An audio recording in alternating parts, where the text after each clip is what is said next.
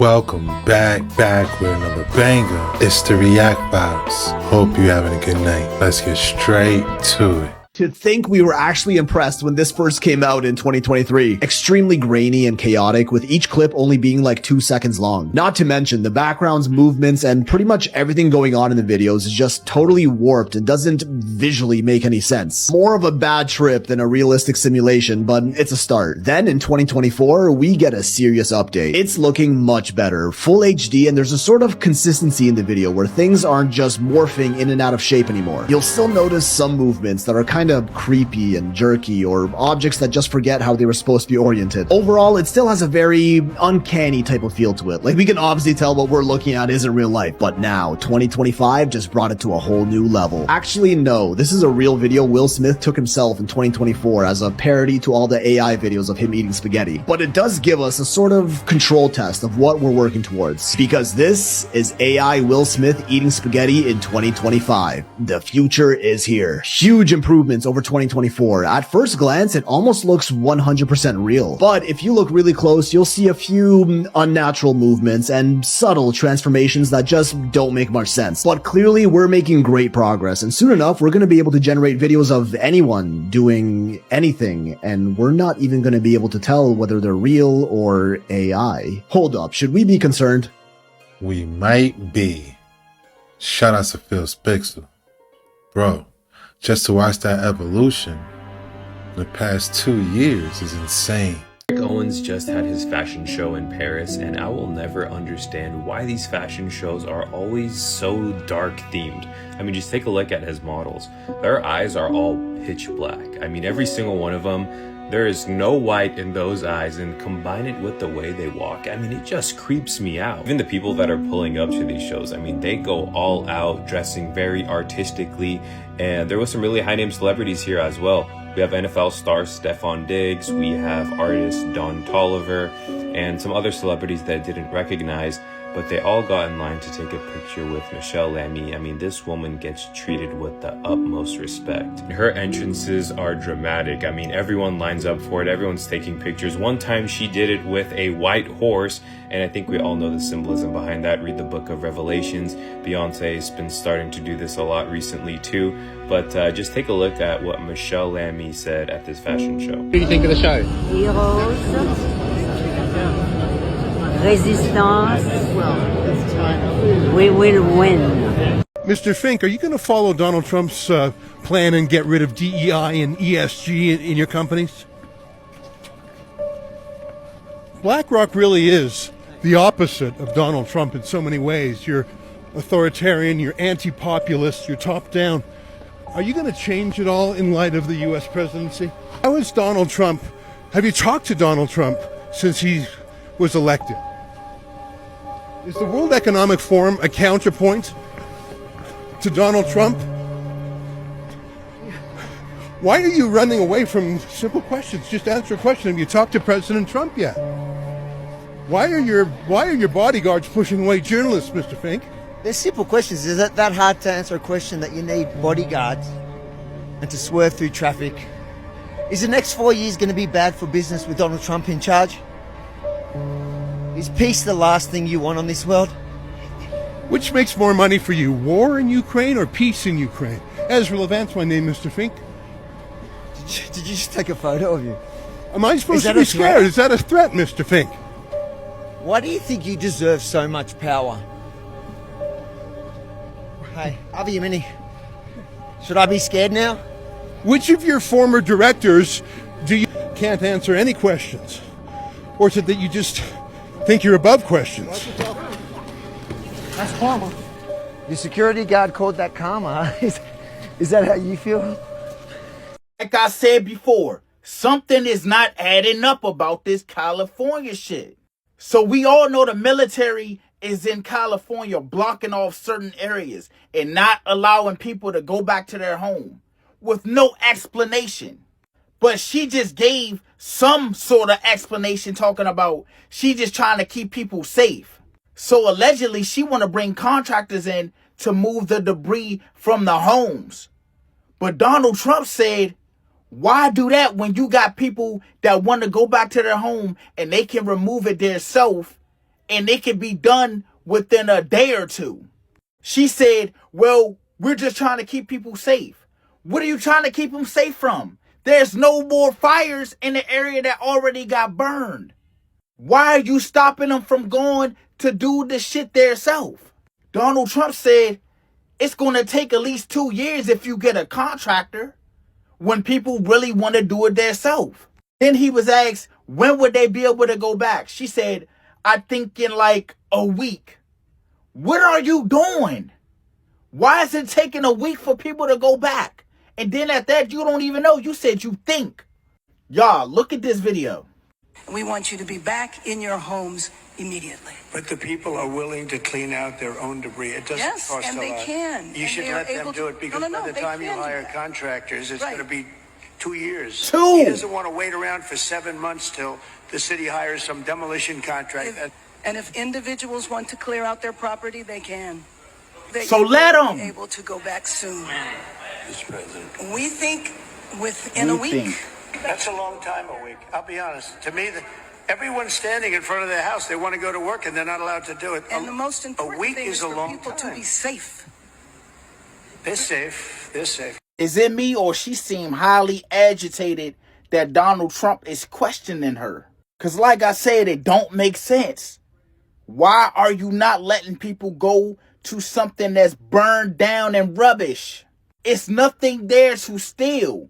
Only thing there to be done is to move all the debris. Why is it taking a week? And you really don't know the timetable. You just said, I think. Y'all let me know what y'all think about this down below in the comments. Sounds like they're trying to hide something. Shout out to Zay Reacts. This was a good one. I'm happy he played the clips. I didn't see it. Shout out to Donald Trump, sticking up for the people. I agree. A week is a long time. Not to be able to go back to your house. It's okay to be proud to be German. This is a very important principle. And it's good to be proud of German culture, German values, and not to lose that in some sort of multiculturalism that dilutes everything.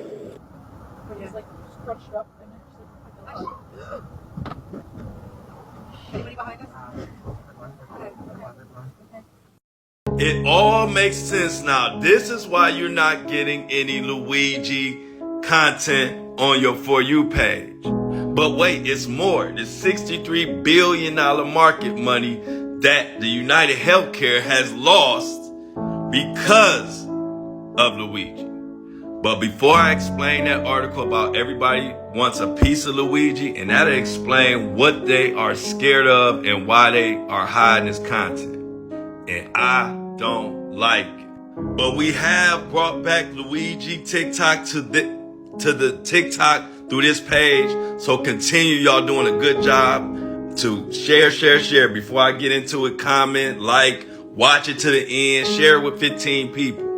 So just like this commenter said, yeah, we know it's about the healthcare, and they don't want us to know that they done lost 63 billion. So things is changing. But if you saw my other Luigi post, you will know that they are scared of jury nullification, which is a juror acquitting Luigi because they don't like the way he was done, even if they think he might be quote unquote guilty. Well, now that they're scared that all the public is behind them, this shows that they are really scared because even all the prisoners are behind them.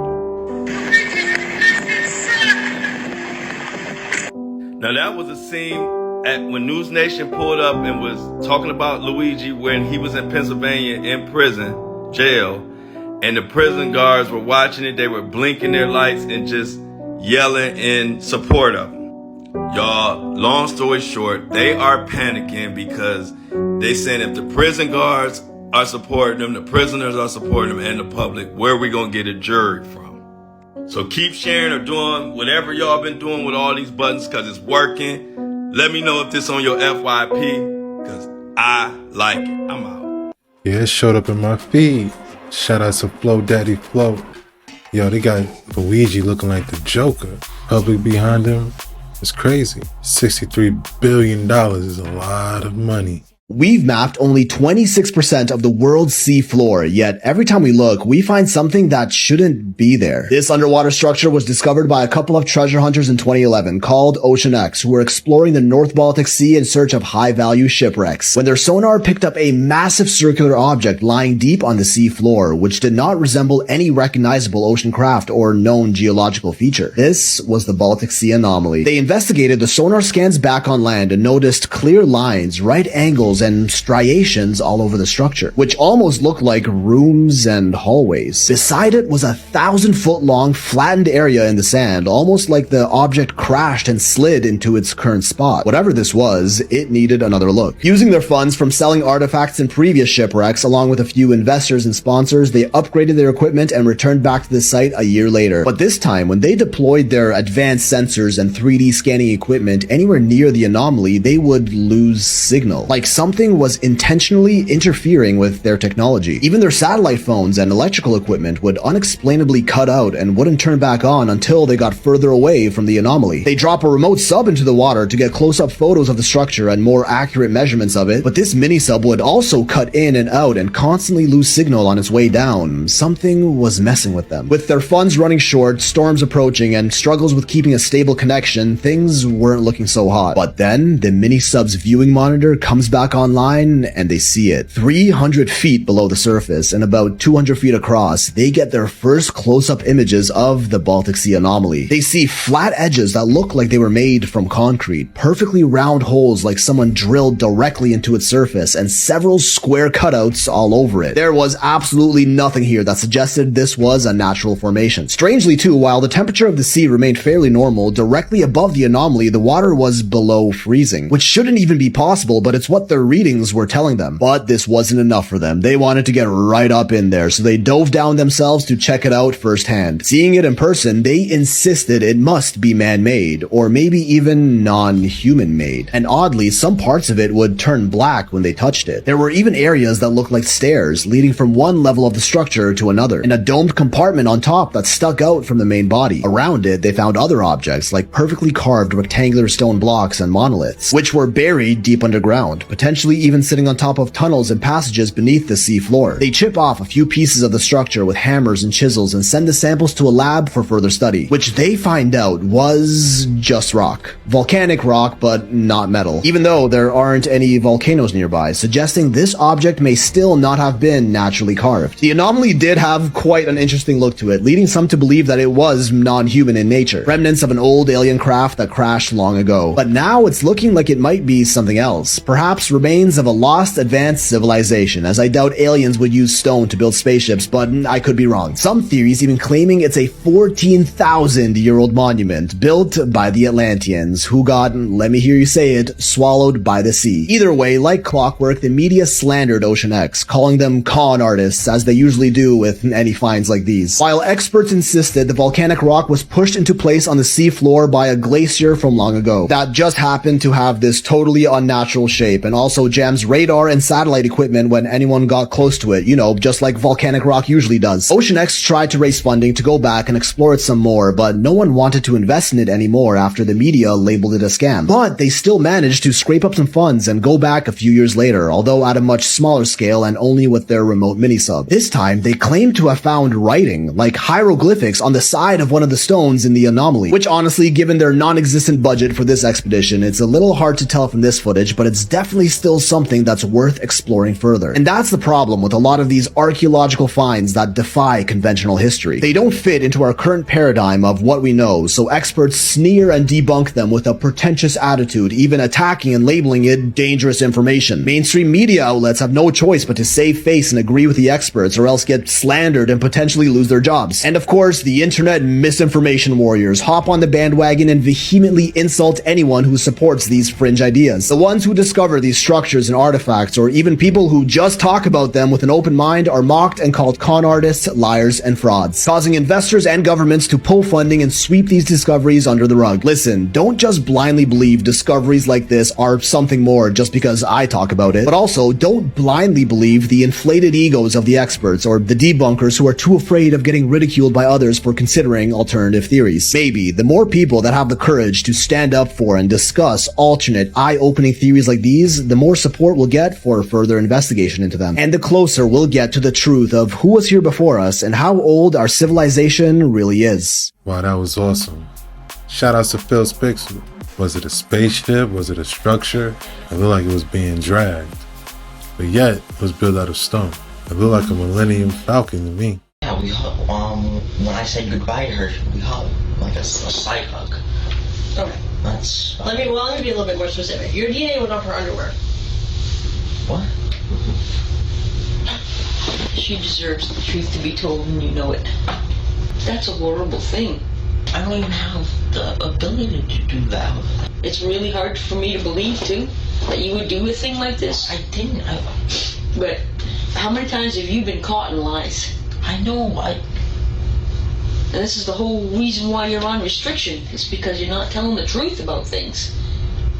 If this woman deserves to have the truth, she deserves it, and you know that. Okay, I'm about to read you a memo sent to the FBI the day of the Roswell crash about interdimensional aliens. In the 40s, interdimensional aliens! Okay, there was a guy named Mead Lane, born in 1882. It was important enough to be blanked out and put in the FBI files. This is a 69-page file about UFOs from the FBI.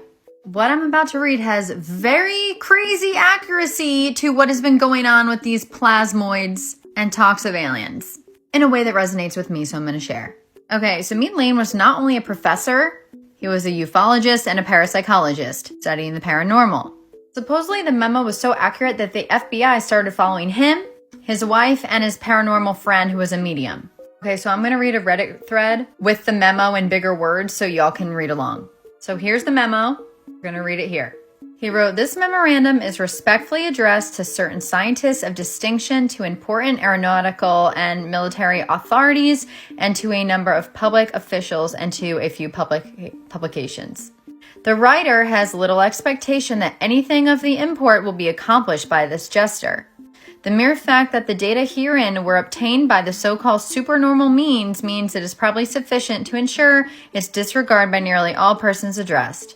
He talks about himself having several degrees. Basically, he thinks, of course you're going to doubt me, but I'm about to tell you some real shit about who these aliens are. He also said a very serious situation might develop regarding the flying saucers. If they're attacked, the plane will almost certainly be destroyed. And we know if those drones got close to the plasmoids a few months ago, they would fall. Because the plasmoids obviously have some type of, protection barrier and feel like they're being attacked. I don't know. He said this might create panic or international suspicion. And then he wanted to say, no matter how fantastic and unintelligible it may seem to minds not previously instructed in this thinking type, he was about to say some stuff. Basically, what I'm about to read sounds like science fiction. That's what he says. 1. Part of the discs carry crews. Others are under remote control. That's the same now. Some of the plasmoids are made by the government. It is no secret. Plasmoids have been studied in laboratories since the 50s or 60s. And then the ones carrying crews, in my theory, they're carrying higher conscious beings that are literally just someone who learned to travel their consciousness in this plasmoid that holds it. Plasma holds consciousness. That is my theory. You can go to the link in my bio. I have a plasma intelligence playlist. You can learn all about the magical properties of plasma and how it actually carries consciousness. So these higher conscious beings can remote view us, or basically be somewhere and view us. Almost like we're in another dimension, but we're on top of each other and they're just looking through the dimensions at us through the plasma wormhole. Okay. He says their mission is peaceful. The visitors contemplate settling on this plane. We hear a lot of people saying you don't have to worry about them. There's nothing to fear. Guess what? If they were higher intelligent beings, they wouldn't be spewing lights in the air. They're just watching us. They would come down and kick our ass. They're higher intelligent. There's many things they'd probably do to us and they already would have done. Nothing to be afraid of here. If anything, if the, government stuff is attacking the plasmoids, they just don't want to be attacked. So of course they're going to get, radiated or shocked or whatever because they're like, get off me. Stop trying to hurt me. I'm a nice person. 3. These visitors are human-like but much larger in size. Interesting. I'm not saying these are all accurate, but I'm just listen. They are not excarnate Earth people but come from their own world. Interdimensional. They do not come from any planet, as we use the word, but from an etheric planet. Here's the plasma word. Etheric planet, which interpenetrates our own and is not perceptible to use. Literally interdimensional. And this was in the 40s. And just for everyone to know, ether is plasma. It is a higher dimensional plasma. Basically, if plasma is the vehicle for consciousness and makes up our whole matrix universe, these etheric beings are just in a finer plasma world than we are, a less dense one. We're all on top of each other. They're different densities. I'm telling you, this is going to come out one day. I said it first. Obviously, I didn't. He did. Many other people. Okay. The bodies of the visitors and the craft also automatically materialize on entering the vibratory rate of our dense matter via the apport technique. No one really knows about this. This is also in the CIA papers. This is a type of remote viewing where you can actually take your consciousness, travel to somewhere in, I don't know, across the world. And then you see like a lamp and you're like, I'm going to take that lamp back with me. And then you transport the lamp back with you. That's the apport technique. So basically that's how they can materialize and dematerialize. That's the apport technique that they write about in the CIA papers. Just wanted to show you. So this is the paper. And then they discuss a lot of weird stuff. And one of them is the apport technique. Look it up yourself. Oh my God, they also talk about olfactory phenomena, which has to do with plasma. I'll make another video on that. That one's insane. I just noticed that was there. Okay, that's how you can, I would just Google CIA apport technique and you'll find this paper. Okay, it says the disc possesses a type of radiant energy or ray which will easily disintegrate any attacking ship. They re-enter the etheric at will and so simply disappear from our vision without a trace. Yeah, that's what happens now. And once again, radiant energy, that's what Nikola Tesla worked with. Plasma, free energy. The connections are just too insane. Anyone that doesn't believe this plasma theory I have, I don't know what is wrong with you. I'm just kidding. It's okay, I don't need to convince anyone. If it resonates, it resonates. Okay, the region from which they come is not the astral plane, but corresponds to, we called it the locus or talus. Students of esoteric matters will understand these terms. Here's the thing with this. Obviously, he had a bias of some type. Let's take the bias away. They came from somewhere he felt he wanted to call etheric plane or realm.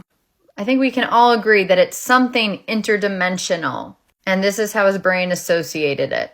And the loka and talus, or whatever it's called, has to do with, I believe, Hindu cosmology. Their worlds or dimensions or planes of existence. I would love to get into that another time. I love this stuff. I do think everyone's kind of saying the same things in different religions, languages, cultures, but it's all densities of plasma. I think we can all agree to that, and then people apply their beliefs to it. Haha, even me calling it plasma is a human construct. Okay. And then he said they probably can't be reached by radio signal, but probably can be by radar if a signal system can be devised for the apparatus. I guess that's probably why we still don't know what the heck this higher dimensional plasma is or ether, because there's nothing made to detect it yet still. If there is, we don't have access to it as humans right now. Unless Anyways, he wanted them to treat the newcomers with kindness. I don't know what they said there. A heavy responsibility rests upon the few in authority who are able to understand this. And then he talked about the locus being oval in shape, heat-resisting metal, alloy not known yet. Anyway, he talked more about them. He also, I guess, founded the Borderland Sciences Research Associates. And this was where he studied the parapsychology, the dowsing. Obviously, he was into all this weird stuff, which I am too. And I think all this weird stuff is very real. I don't think it's easy to test. Because here's the thing, let's say I'm right. Everything is made of plasma at different densities. It's like a spiritual matrix simulation. We obviously have plasma in the third dimension. Our reality. That is scientific plasma. Let's just hypothesize for a second that the plasma I'm talking about that is higher dimensional can hold the realm of the psyche, where you have imagination, dreams, telepathy, depression, happiness, joy, astral projection. That plasma that's having all that in this realm, it's unpredictable, it's paradoxical, it's illogical. It is very hard to test these things when plasma itself is intelligent and sentient. It is not conscious, but it is sentient. It has its own knowing and feeling. And it feeds back with your consciousness. It is incredibly hard to test. It is incredibly horrible to test in science because it fluctuates. It's a flux. And it always moves with your consciousness. They're in synergy together. My point is, making this testable is going to take a long time, but I'm going to figure it out in my 40s and 50s. For now, I finished my plasma book and how we can apply it to our mental health, because I think making this stuff applicable is what's so important and a lot of people in the past have missed. Here's what I'm getting at. Even though this interdimensional stuff, this alien stuff is amazing and so important, if we only focus on this and don't focus on how to apply these magical but human things to ourselves, we're going up shit's creek. And we're just going to make the same mistakes over and over and never get better as a human race. So how can we apply this magical knowledge of interdimensional dust, of plasma? How can we use it with our consciousness to make our life better here on Earth? We're here for a reason. I've turned this into a TED Talk. You're wondering why I brought you all here? This is why. Anyway, if this spoke to you, you could sign up for the link in my bio for my new book, A New Force, which is about plasma intelligence, consciousness, and how you can use those things to live a more deep life with more love and magic. I have an obsession with plasma. I have an obsession with you. You are powerful. You are amazing. Question everything, even me. Decide what resonates with you and what's true for you and go with that, baby. Yo, that document was crazy. All the way from the 40s. Shout out to Dana Kipple. It reminded me of the show The Umbrella Academy, where I would think his name is Five, would teleport and be able to grab objects from different places, timelines, it didn't matter. That sentient plasma is very interesting as well. Reminds me like of the Silver Surfer or something.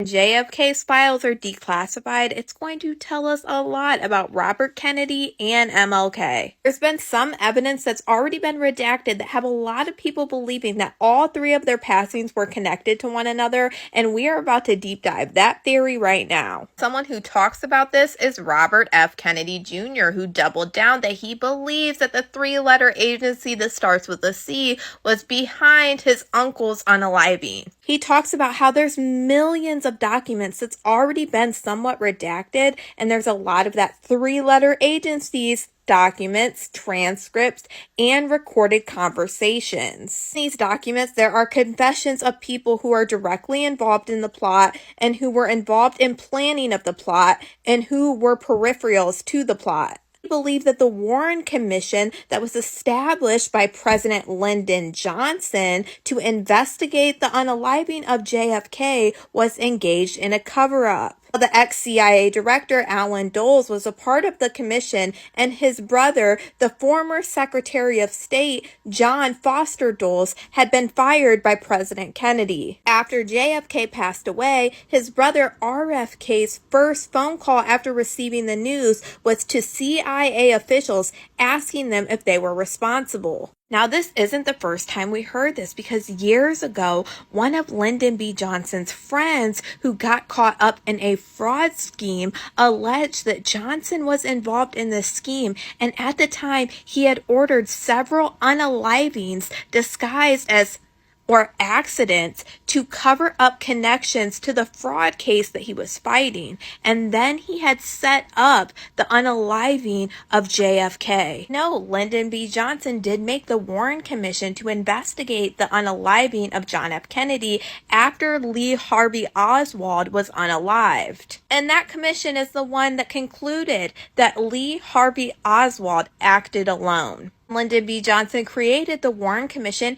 He called the FBI director J. Edgar Hoover. Called Hoover and asked for help countering an expected editorial in the Washington Post. J. Edgar Hoover, who was the director of the FBI at the time, was going after Martin Luther King, and he is the one that created the FBI's COINTELPRO. The FBI's COINTELPRO that was made by J. Edgar Hoover was put up to investigate Martin Luther King. He was jailed several times. He was also secretly recorded. And then in 1964, the FBI mailed Martin Luther King a threatening anonymous letter. And they did all of this to Martin Luther King because they thought that he had communist ties, when none of that was even true. And this FBI letter was sent to him to blackmail him into committing his own unaliving. In the view of your low-grade abnormal personal behavior, I will not dignify your name with either Mr. or reverend or doctor, and your last name calls to mind only the type of king, such a King Henry IV, and his countless sets of adultery and immoral conduct lower than that of a beast. Like all frauds, your end is approaching. You could have been a great leader. You, even at the early age, have turned out to be not a great leader, but a dissolute, abnormal moral imbecile. You will now have to depend on our older leaders like Wilkins, a man of character, and thank God we have others like him. But you are done. Your honorary degrees, your Nobel Prize, and other awards will not save you. No person can overcome facts, and not even a fraud like yourself. Lend your sexual, psychotic ear to the enclosure. You will find yourself in all your dirt, filth, evil, and moronic talk exposed on the record for all time. You will find yourself in all your dirt, filth, evil, and moronic talk exposed on the record for all time. I repeat, no person can argue successfully against facts. You are finished. You will find on the record for all of your time your filthy, dirty, evil companions, male and female, giving expressions with you to your hideous abnormalities. It is all on the record. Your orgies. Listen to yourself, you filthy, abnormal animal. You are on the record. You have been recorded, and all your adulterous acts and your orgies extending far into the past. King, there is only one thing left for you to do, and you know what it is. You have just 34 days in which to do it. The number has been selected for a specific reason. In its definite practical significance, you are done. There is only one way out for you. You better take it before your filthy, abnormal, fraudulent self is barred to the nation. This is why you guys are hearing all of this stuff like Martin Luther King acted just like Diddy back in the day. This is where some of the record is coming from, but just know none of that has ever been proven or anything like that. This was just what the government was trying to say about him for whatever reason, so none of us know if this was actually true. All of this information got put out about Martin Luther King because the FBI director didn't like what he was doing, protesting for civil rights, and they were trying to say that he was a communist. We can't forget that J. Edgar Hoover, who ran the FBI, who was going after Martin Luther King for being a civil rights activist, is the same man that Johnson was calling about the JFK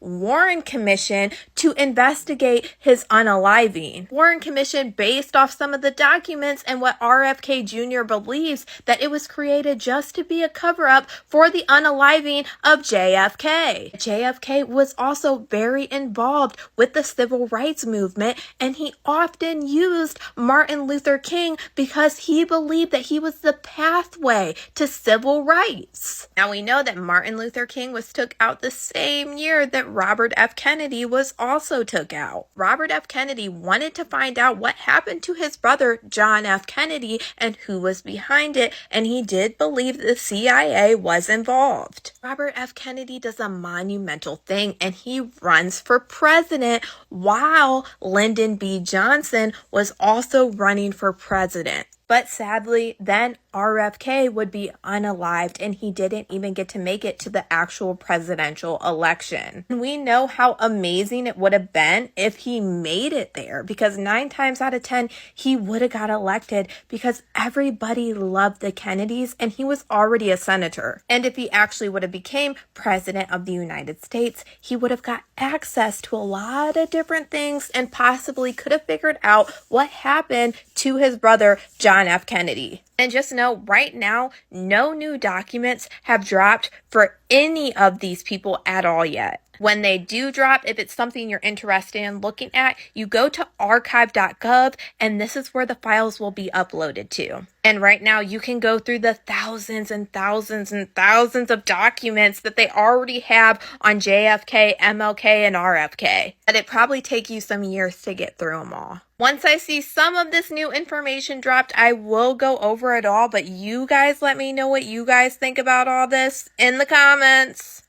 I think it's a good thing we finally get the truth. Yo, that anonymous letter was crazy. Archive.gov, I'm definitely keeping up with these drops. For sure, it's definitely gonna answer a lot of questions. Shout out to Khadisha Lynn. Let me tell y'all a true story. Be simple and watch this video to the end. A polar bear in South Carolina. This video is for entertainment purposes only. Let's... What did I tell you, mothers? Shut up!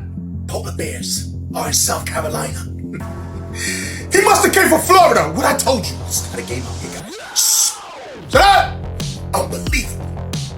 Shut up! What I told you. Stop playing with me, son. It's not a game out here, guys, and you know what's going on. What you thought? The polar bear just replaced the grizzly bear. Just like that. Stop playing with me, son. This video is for entertainment purposes only, and there's no way that video is real, because there's no way that a polar bear could ever be in South Carolina. Shut up! He came from Florida. What's next? Penguins? Stop playing with me, son. This is getting real out here, guys, and you better get out of here immediately. Florida is full of surprises. Yeah, South Carolina too. You know, they're pretty close. Stop playing with me, son. It's all in the South, so you already know what time is it. Get up out of there. I told you about Florida a long time ago. All the animals from the South is leaving to the North. And all the animals from the North is coming to the South. Stop playing with me, son. I don't know what to do, guys, but I tell you, you better get out of there right now. But I tell you one thing. If I ever go on vacation to South Florida and I'm driving down the road and I see a polar bear, bro, make a U-turn. And that's a wrap. Hope you enjoyed tonight's rabbit hole. If you enjoyed this video, why don't you check this one right here. Thanks again. Until next time.